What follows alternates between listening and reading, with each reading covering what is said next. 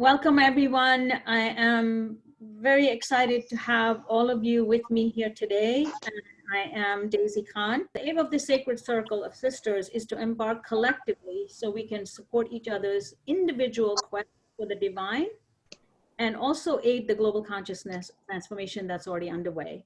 And that is why I have brought together this amazing group of women that have spent all their lives in delving into the Quran and in delving and their teachers, their guides, their academics. And so let us all invite Seemi Ghazi from Canada to give us a recitation. أعوذ بالله من الشيطان الرجيم بسم الله الرحمن الرحيم ألم نشرح لك صدرك ووضعنا عنك وزرك الذي أنقض ظهرك ورفعنا لك ذكرك فإن مع العسر يسرا إن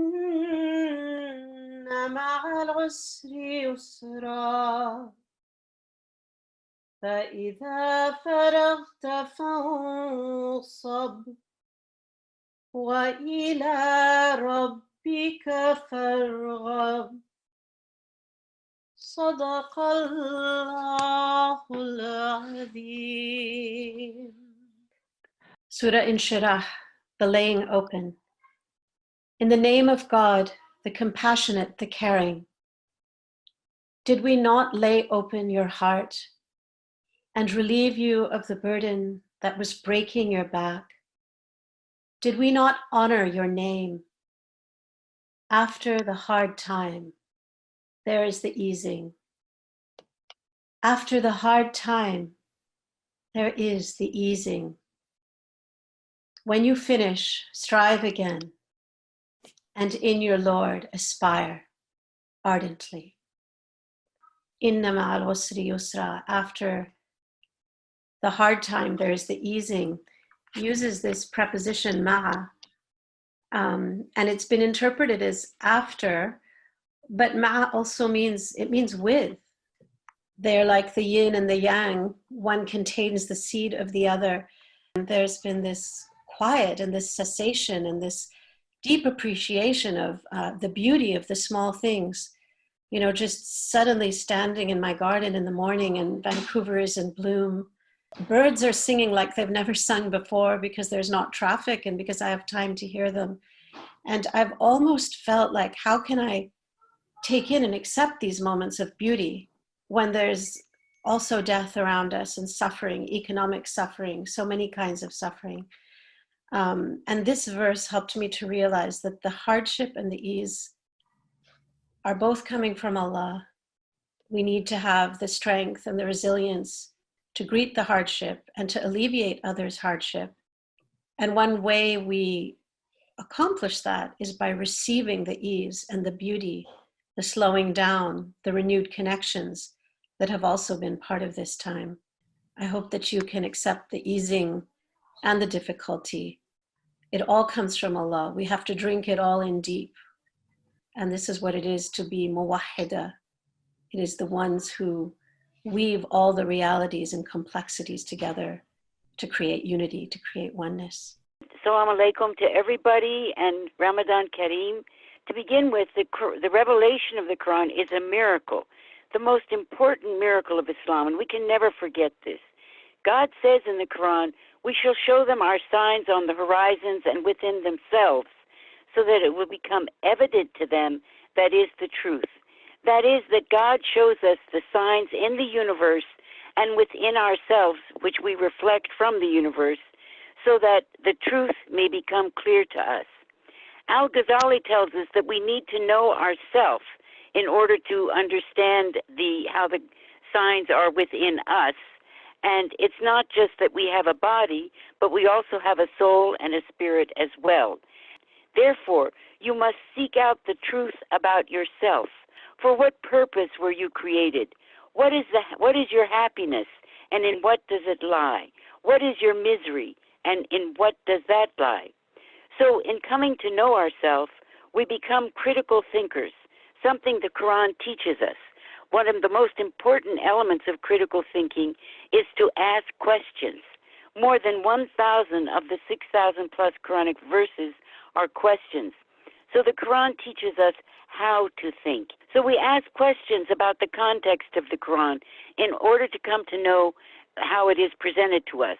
It teaches, for instance, about Quranic psychology, which is the basis for moral psychology, living our lives in accord with morality. It teaches us kindness, forgiveness, and charity, and the equality of all human beings, no matter what their race or gender. It teaches us about anger management. It teaches us to have humility, to be honest and truthful, and much more. So the Arabic word Quran means recitation, and it occurs 70 times in the Quran as a means to tell us that we need to recite it. Some people translate the word Iqra as read, but since the Prophet could not read, it most likely means to recite. The Quran is basically organized on length of chapter, not in chronological order. However, there is agreement on the order of the revelation of the chapters, so that I was able to produce a chronological Quran in English following the accepted orders of chapters, so you can see how the Meccan chapters work and what the Medina verses are within the Meccan chapters, or the other way around. It was written on tablets, bones, and the wide flat ends of date palm leaves, and occasionally papyrus or parchment and vellum were used. Every year during Ramadan, the Prophet would sit with his scribes as they recited the verse. He would say into what section he should appear. It has 114 chapters of varying lengths. The spiritual blessings come from the Arabic recitation, as we just heard Seemi Ghazi beautifully recite the Quran, and not the translation. So even if you cannot recite the Arabic, you can listen to it being recited and follow along. However, it is through translations in a language that we know that we come to understand the Quran. A translation is not the actual sacred text, so even when we have our monthly cycle, we can read the translation of the Quran or listen to the Arabic recitation.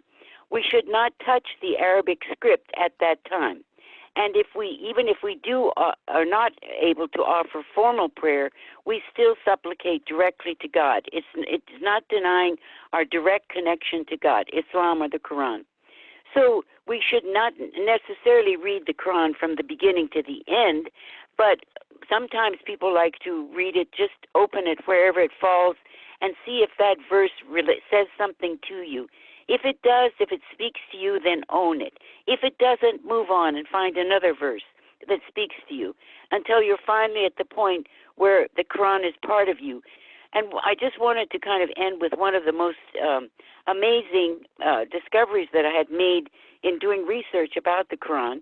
So there is a verse in the Quran that God breathed his spirit into Adam. Immediately after that, God called forth the progeny and the generative organs of the progeny of Adam. That means every human being, and asked, "Am I not your Lord?" And they said, "Alasto," yes, we do believe, we accept that you are our Lord. So we have, previous to being born, agreed and accepted the covenant with God. Well, what we later learned from science is that when the male child is born, he is not born with the semen. He's born with the generative organs in order to produce semen and produce children later when he matures. But the female child who is born with the female eggs of every child that she's going to be able to give birth to. So that means that those eggs of the female child were there present at the time of the covenant, and that means that the female child carries the Spirit of God within her. During this time, the Quran has really done three things for me. First, it's encouraged a reevaluation of the relationships that are integral parts of who we are or who we ought to be. The second is that it's contributed to a better understanding of what we can do to alleviate the situation, from simple acts to much more complex systemic acts. And then three, it's provided comfort with its overriding message of mercy. The Quran teaches us that every individual is a synthesis of relationships with themselves, their family, their neighbors, community, human and non-human, and of course, the divine. This interdependence is presented in such a way that no element can be neglected without damaging our divinely ordained dignity.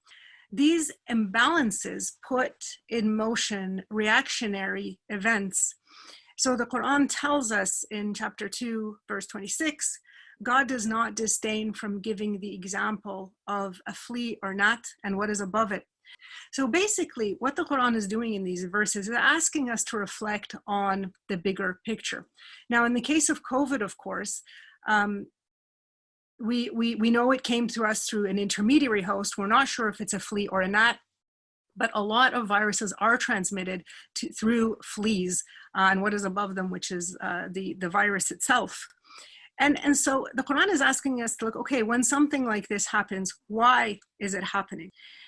The reply comes in the form of our failures in terms of breaking promises, violating relationships upon which the balance of nature is based. So let me be clear. This is not about finger pointing. This is not about, talking, conjecturing about this is punishment or this is a reward. I don't think that's wise. I actually think that's quite dangerous. Instead, the Quran asks us to reflect on our own behavior. Corruption has arisen on land and sea due to what people have earned, so that they may taste some of what they did, perchance to reconsider. That's in chapter 30, verse 41.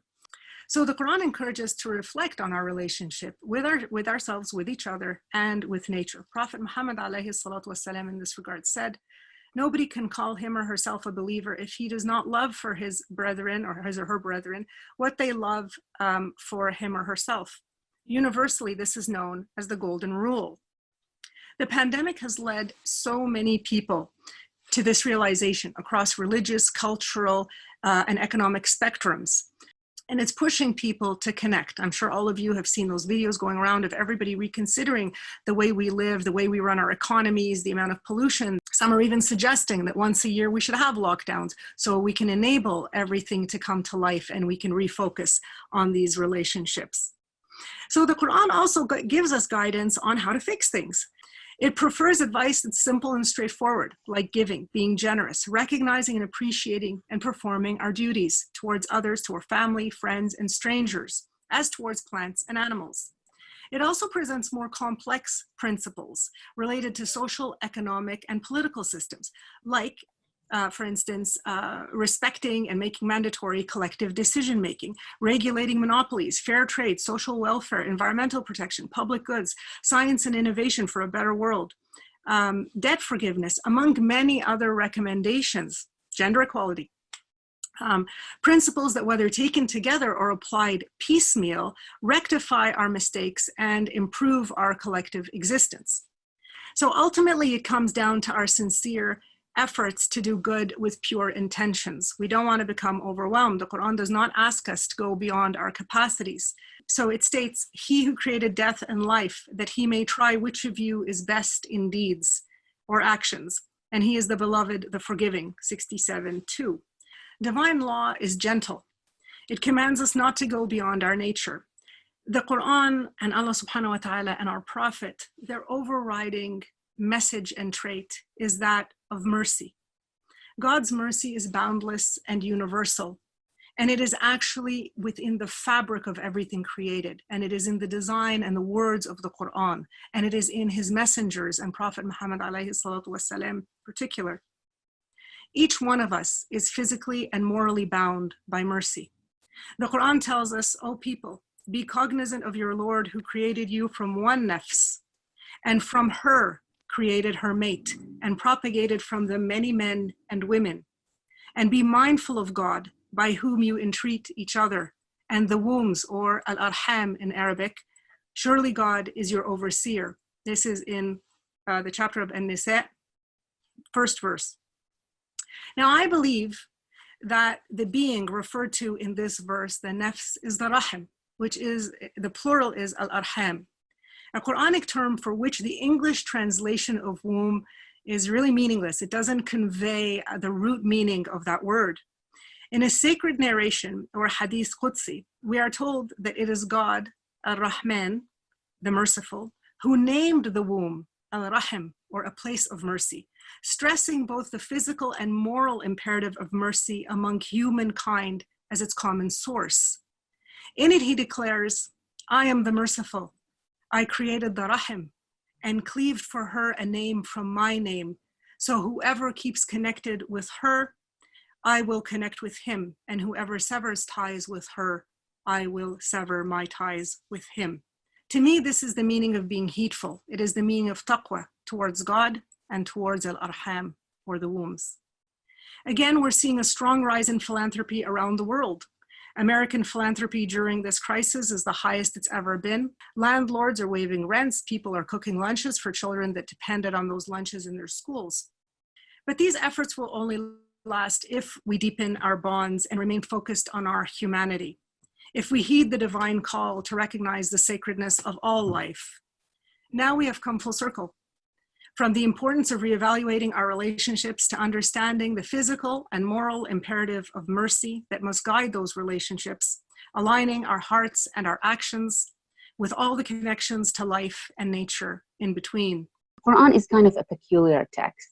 It's extremely accessible, but also extremely inaccessible. That it is not your usual average book that you could read from cover to cover. It does not have a linear kind of structure. And Muslims, in their relationship with the Quran, they experience it on several levels. But generally, Muslims experience the Quran foremost experientially. It's a kinesthetic experience because they read it in their prayers. Prayer becomes a vehicle for experiencing the Quran. They're moving, they're bowing, they're going to the ground, they're doing all these things, and so the Quran is experienced in a bodily way. And this brings me to the nature of the Quranic text. It is musical. It lends itself to a recitation rather than a normal casual reading. It has a melodic, lyrical kind of nature. Even if you understand the meaning, you experience it musically. This explains also why there are so many verses that are repeated, because the nature of recitation and musical experiences is different from reading a normal text. And I know some people find the word music offensive when I connect it sometimes to the Quran, but this is like saying that Symphony Number 9 of Beethoven should be read only mathematically. You cannot change that. By design, the Quran is musical and melodic and lends itself. Quran is not just an audio and experiential thing. It's also very visual. If you look at the Islamic art that has been produced through the calligraphy of Quranic verses, and the very text itself has incredible, vivid visual content. Even when you listen to the stories, there are particular details that create this detailed imagery, visual tapestry in your mind. The Quran actually aims to awaken you. It has this very strong rational message as well. Why don't you think? Why are your hearts locked? Why don't you reason? Why don't you reflect? Why don't you think? Why don't you question? So it engages your critical, reflective reasoning. So imagine you have a certain production that engages you musically, it engages your high reason, and at the same time, it engages your aesthetic sensibilities as well. So the Quran zooms into your personal experiences. It touches you in your daily difficulties and in the experiences of pain and suffering, and then expands that personal experience to a different horizon. So it discusses the suffering and the ordeals of civilizations and entire nations and cultures. So it moves you from the personal to the collective, and it moves you from the experiences of comfort to experiences of torment. So it stretches your horizons. It moves you from different polarities to expand your way of thinking, because it deconstructs your patterns, your cultural patterns, and your sensibilities. And that's why I was very pleased when my friend and sister Laleh Bakhtiar referred to the verse 53 in Surah 41 in Surah Fussilat, that we shall show them our signs in the horizons and in themselves. فِي الْآفَاقِ وَفِي أَنفُسِهِم. And exactly because we move from the personal to the larger horizons. In this moment, we are in a state of shock, we're in a state of apprehension, we have not experienced a pandemic in our generations, we read about it in history. And yet, when the Quran moves us into, as my friend Basma here pointed out, into these larger context of civilizations that have went through ordeals and how they went through their own cycles of prosperity, but also they had severe consequences when they fell out of balance. Part of the cycles of cultures and civilization, just as difficulties and ordeals are part of our personal journeys. And this is part of the larger Quranic paradigm about rahmah, that we are constantly being fine-tuned and directed in our navigations of life. And that's why I want to come back here to the issue of the consequences rather than punishment. The Quran emphasizes individual responsibility because that's where action is. The Quran stresses the importance of being present in our time frame. And that's why it deconstructs these kind of linear structures of time, to come back to the moment and to act from the moment and to also act from our individual agency. But Surah 32, verse 21, and it reads, وَلَنُذِيقَنَّهُم مِّنَ الْعَذَابِ الْأَدْنَى دُونَ الْعَذَابِ الْأَكْبَرِ لَعَلَّهُمْ يَرْجِعُونَ. We shall make them taste that. We shall make them have a taste of lesser torments before making them face bigger torments, so that they may turn around, or that they may reverse their path. Basically, they may correct themselves. And so this is part of, as Basma was suggesting, part of a larger paradigm of rahmah. So even these difficulties are ways of fine-tuning and guiding our journeys. So when I feel really stressed out, feel challenged, one of the things that I like to do is to look at the Quran for guidance and to reflect upon it. And I know that the Quran says it is one of the greatest acts of worship to reflect upon the Quran. But for me, what is the most comforting is to look at the God's names that are in the Quran, and then to try to understand the meaning of it, of what I'm experiencing through that experience. So when I looked at what was happening, I had realized that one of the names that I never thought significantly before was very important in this time. This was the name of Kabd. Kabd and Bast are two names that are very much related. Kabd means contraction, withholding, and Bast, on the other hand, means openness, expansion, elevation. The Quran tells us in the second surah, verse 245, that it is God who contracts and expands. As the whole of existence is in God's hands, and everything in the heavens and in our hearts comes from God, it is who directs, disposes everything for us. So Kabad is the contraction caused by God's another name, Jalal, or majesty. And Basit is the expansion caused by God's other name, which was mentioned before, the name Rahma, and also Jamal, the mercy and grace. While His Majesty, through the name Kabad, reminds us God's omnipotent power, His authority, and His wrath, Rahman, or associate with Bast, reminds us of God's endless mercy, generosity, forgiveness, and His love for creation.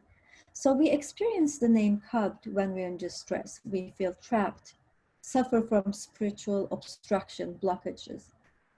And it is often accompanied by feelings of fear, perplexity, spiritual emptiness. Bast, on the other hand, helps us feel elevated. It is when we feel God's hand lifting us up, when we feel relief, when we feel the blockages are going away, and when we can develop spiritually and emotionally. So it manifests itself in joy, excitement, openness to the world. When I look at the experience of this pandemic, it made me think that we are experiencing the name Kabad globally as we are going through this experience, these challenges. We're feeling obstructed, we're feeling isolated, we're experiencing so many different challenges. But if we take this opportunity to reflect, we can see the silver lining and attune to the message of guidance in the Quran, which God says all these are, even the hardships are a blessing, and the Quran is a blessing for us to reflect on these. These two names are one of the very first stations on our journey to God, and it represents both hope and fear. And it presents us with challenges as well as trials, but also allows us to enjoy our connection with God at a deeper level. So one of the things that I think in the period of Qabd helps us remember is that that we are, as human beings, can be the worst of all creation or the best of all creation. We have a tendency to forget. We tendency to forget God's blessings, the blessings that we have in our lives. I think when we look at this moment, the moments of Qabd help us appreciate, as my sister was saying, the small things. We used to be spending so much time in front of our internet or computers, connecting, watching social media, perhaps, maybe some of us did. But now we remember, because now that we are isolated, the importance of social connection. And also it reminds us our place in the universe almost. I mean, we have become to some extent, as a civilization, as a global human being, a group, quite arrogant, and we have assumed that this whole world belongs to us, and we can take advantage of it. But of all things that we have come to achieve, it's the smallest, tiniest creature that cannot be seen with eyes, have put us into our place and sent us to our homes to perhaps reflect on what we have done. And I think this Ramadan should be a time for us to reflect our own behaviors and to learn from our experiences or from our own limitations, and to also remember the blessings that we have. So I wanted to talk about the time we're in as a wonderful opportunity for spiritual advancement for each and every one of us. And the fact that we have an ever-growing circle is important for me personally, because every life is sacred, and every sister, every brother, everyone who is seeking to communicate with another living being on the journey to God is a sacred friend of mine. I wanted to read something about pandemics, a hadith. It says, if a person in the time of an epidemic plague stays in their home, patiently hoping for Allah's reward and believing that nothing will afflict them except what Allah has written for them, then they will get the reward of a martyr or shaheed. So it's an amazing time to be alive right now, whether the death comes in the time of the pandemic or whenever Allah has willed it for us. First of all, it's very important to know that death is not anything to be a terror for us, but it's something to be prepared for. So every act we do, every good deed that we do, we will see it on the last day. Therefore, this knowledge is inspiring us to do better deeds and to love more, to care more, to share more. And I have never had a Ramadan, this is my 45th year, in which there was more sharing, more loving, more caring amongst Muslims and other than Muslims. And I would like to encourage us each and every one of us to be in the state of taqwa, no matter what's happening, and in the state of loving Allah as He so greatly loves us, of listening to His messages internally, and also know that he tells us repeatedly He hears the one who calls. So we need to make dua as our life blood flows through us, and make that dua conscious day by day, day by day. Don't feel that you have to be scared and depressed by what is happening. It's an invitation to awakening for all of us. I think we need to understand, moving with Surat al-Inshirah, that whatever the difficulty, we may ever be going through. Let's think about birth itself. And those of us who are women have been through it. There's the contraction, and then the beautiful baby is born. There's contraction, expansion with the breath, and then the child is born. The child is within us that is being born now. And it comes from ibadah, it comes from love, the love of Allah. And you have to keep your hands in a state of receptivity as the descent of grace is coming to us and coming through us. So it's a matter of attitude to some degree or other, that when you want to be positive, there's so much to thank Allah for, that He even brought us to this all together. And this gathering that we're having, how many names of people I don't know yet, but I will. This is the treasure that He's giving us, person by person. Right behind me is the Tree of Life. And so for the last 35 years, I've been selling these tapestries to affirm that the Tree of Life is in bloom, that all flowers are blooming together, and the birds are singing together. And if we can't see it on the outside, we can feel it within. But even we have glass windows around here in a big yard. Well, the air is so much clearer, and the animals are singing, and they're rebounding from oppression. So what we are praying for right now is that all people in all the areas of the world who are suffering from oppression may rise up. May our prayers reach them wherever they are. May our love reach the beings who are going through this trial, and that they feel the grace of God descending upon them at that moment. So every time that you open either the Holy Quran or a book of Ahadith or the words of Sufi masters or other spiritual masters that are transmitting the same message, we want to be awakened to hear what Allah subhanahu wa ta'ala is telling us right now, and not to be focused on fear of what will come, but to be surrendered, to be open, to celebrate God's praise right in the middle of it all. And as we do that, the light of the praise goes to our neighbor, and it goes to the people in all the different countries, people at the borders, people who are seeking refuge. May our hearts become sanctuaries of peace. May we be sanctuaries of peace. And in order to do that, we have to be filled with Allah's peace. Subhanahu wa ta'ala. Thank you, Shaykha Maryam, and thank you everyone for attending, and inshallah we will see you again next week.